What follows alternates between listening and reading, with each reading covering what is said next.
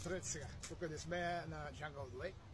Тук сме на площадката Пловдив. Младежката площадка Пловдив. Сега ще ви покажа котички в три хвата. Първият хват е така. Първият хват е така. Правите догоре и додолу.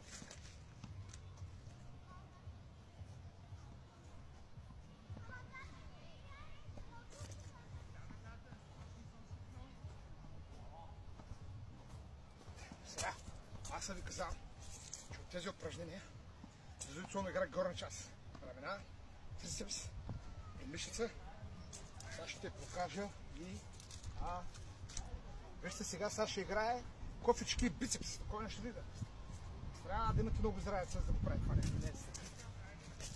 Вижте какво правят бицепсите.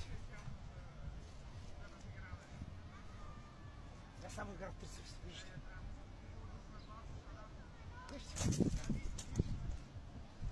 Какво става?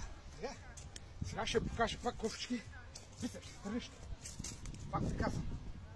За да ги правите тези упражнения, трябва да имате здраве. Вижте се как са ръцете. Вижте. Какво се случва. Вижте какво става.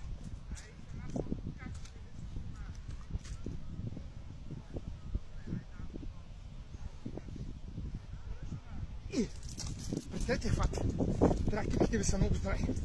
Така. Ръцете трябва да ви са ето по това положение. Но трябва да са много здрави китите, за да го прави това нещо. Това не е за себе. Ето вижте. Това е третия хват.